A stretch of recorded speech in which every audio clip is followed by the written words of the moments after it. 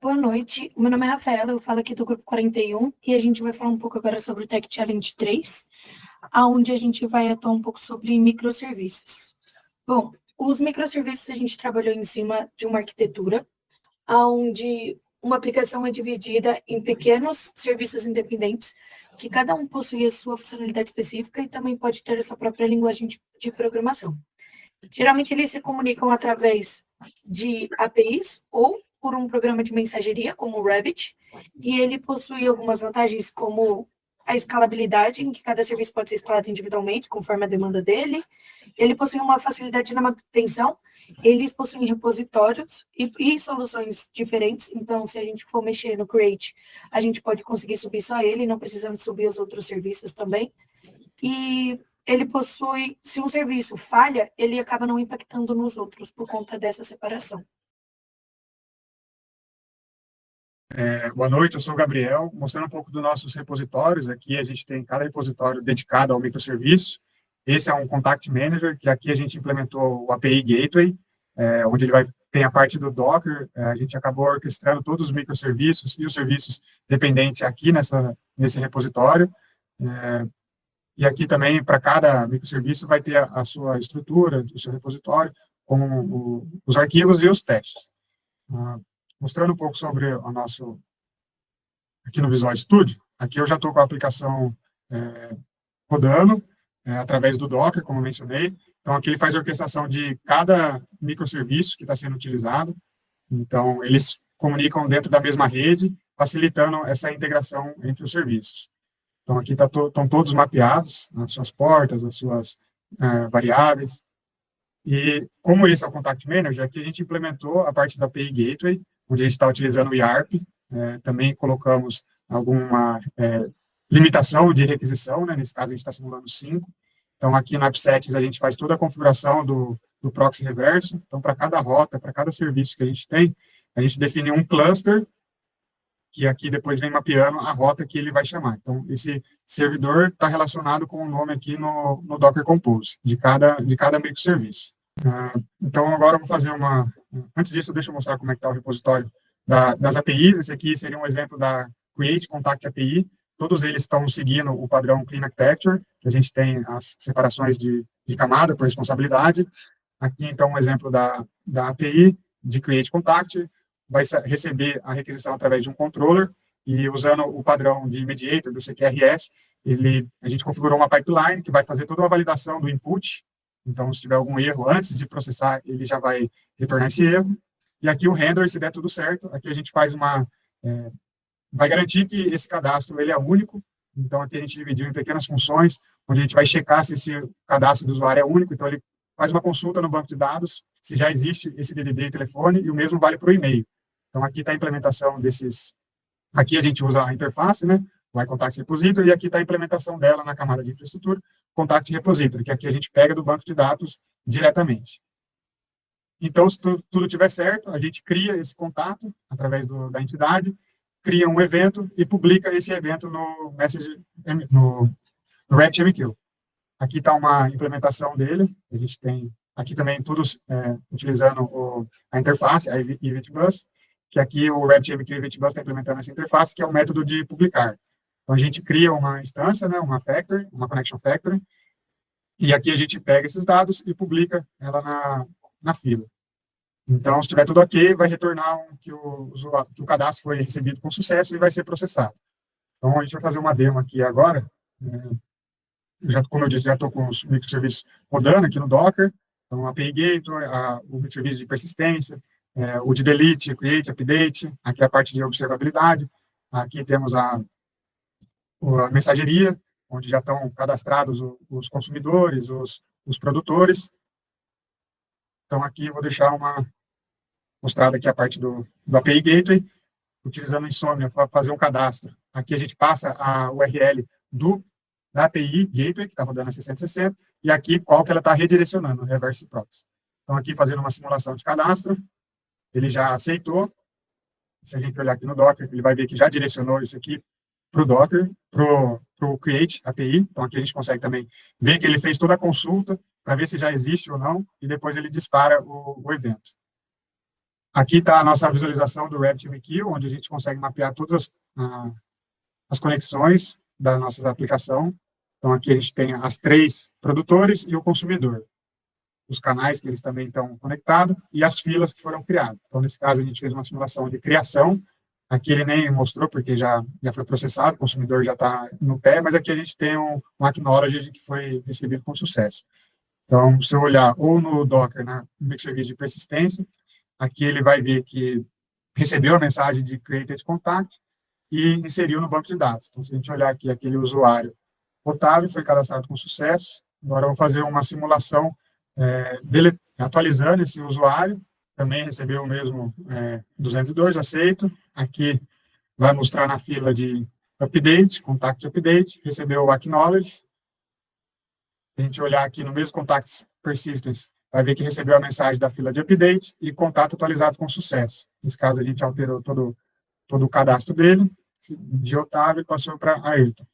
E se a gente fizer um delete desse item, agora eu vou fazer sem a persistência estar funcionando, só para a gente ver lá no painel do Rabbit. Vou parar esse serviço. Se eu fizer uma remoção desse usuário, aqui ele diz que foi enviado com sucesso. E na nossa fila, a gente pode ver que no Contact Delete tem um item, tem um evento na fila. Ele só foi publicado, ainda não recebeu o acknowledge do consumer.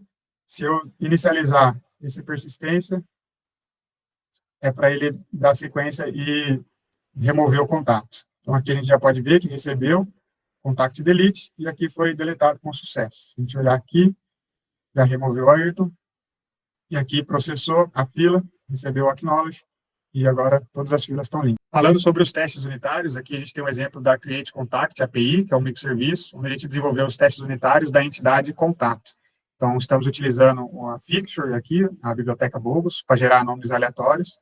E aqui a gente faz vários testes para garantir que são criados com sucesso e também, se tiver parâmetros inválidos, que ele joga o erro propriamente relacionado. Então, aqui a gente também, na nossa API, a gente tem um Value Object, que a gente também faz esse teste da região, que é salvo o DDD e o nome da região. Então, aqui tem a pipeline, que vai executar esses testes. Cada vez que a gente faz um pull request ou sobe uma nova atualização, aqui a gente consegue ver todo o histórico dela. Então, faz o build e depois faz o teste. Então, aqui a gente já consegue visualizar que os 27 testes foram executados com sucesso. E também, aqui a gente tem toda a parte de teste de integração, onde a gente está fazendo... a gente utilizou o teste container, a biblioteca, para fazer a orquestração de container do RabbitMQ e do banco de dados SQL Server. Então, aqui a gente remove os serviços que estão sendo usados pela aplicação real e sobe esses containers aqui, que também podem ser simulados dentro do GitHub Action. Então, essa é a vantagem de utilizar o teste container. Então, aqui é um exemplo de cadastro de usuário. A gente faz uma chamada... Aqui eu estou criando um comando, e aqui eu também crio o nome da fila, e aqui eu faço uma chamada à API, na rota API/contacts, e passo esse contato. E a gente criou um RabbitMQ Consumer para ajudar nos testes, onde aqui ele vai fazer toda essa validação se essa fila que foi criada dentro desse teste container foi recebida com sucesso. Então, ele retorna um true, que é onde a gente faz essa validação.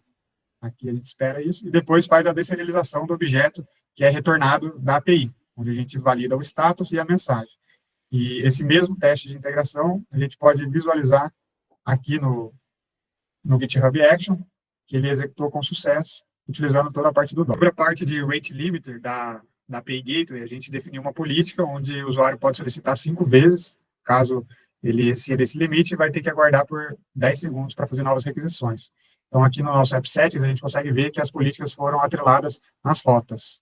Fazendo uma demonstração, aqui vamos fazer uma simulação de update, o usuário vai estar atualizando, 1, 2, 3, 4, 5, depois ele já recebe um service unavailable.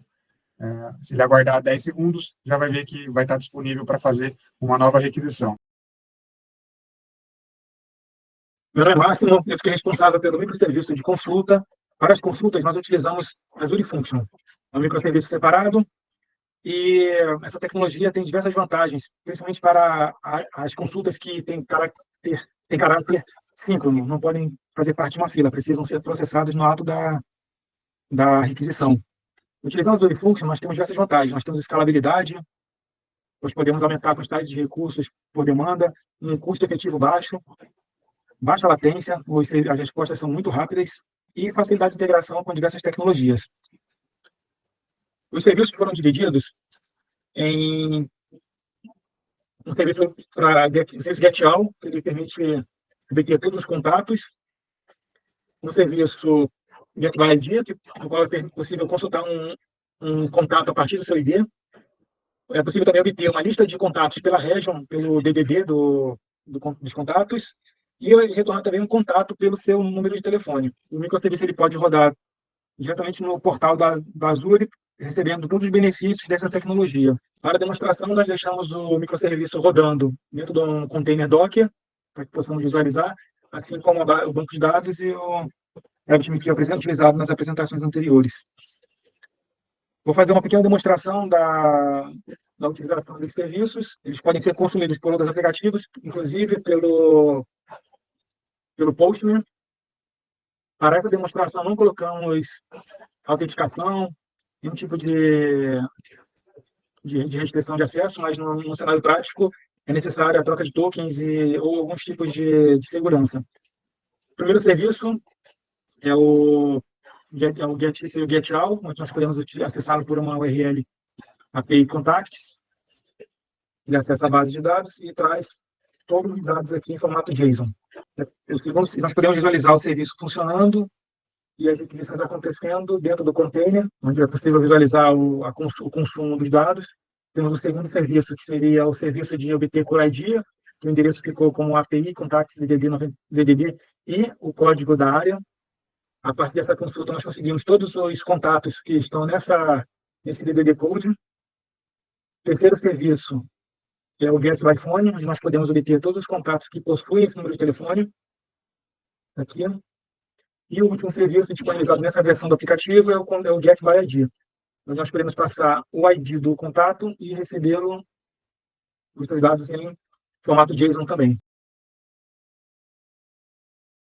Então, boa noite, eu sou o Jean, eu vou falar um pouquinho da parte de monitoramento da aplicação.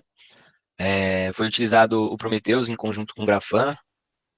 O Prometheus é utilizado para a coleta dos dados e saber o que está acontecendo com a aplicação. Ele monitora o uso da CPU, memória, latência das requisições. O Grafana ele faz a interface com o Prometheus para a exibição dos dados de uma forma mais simplificada e que a gente possa monitorar com mais eficiência. Então, já na parte de código, nós utilizamos a parte de métricas HTTP em cada microserviço, mapeamos todos os microserviços dentro do Prometheus aqui com a mesma rota, para eles ficarem centralizados na mesma API Gateway. Então, aqui, já na interface do Prometheus, a gente consegue ver que eles foram mapeados para o mesmo servidor, né? E aqui, já na parte de visualização, temos os dados coletados do RabbitMQ. Então, mostra a quantidade de itens na fila, as requisições que foram processadas, quantas foram geradas para cada microserviço. E aqui na API Gateway, o monitoramento já de cada microserviço individualmente. Também a gente consegue coletar total de requisições que foram geradas para cada endpoint, para cada microserviço, e um total na nossa aplicação.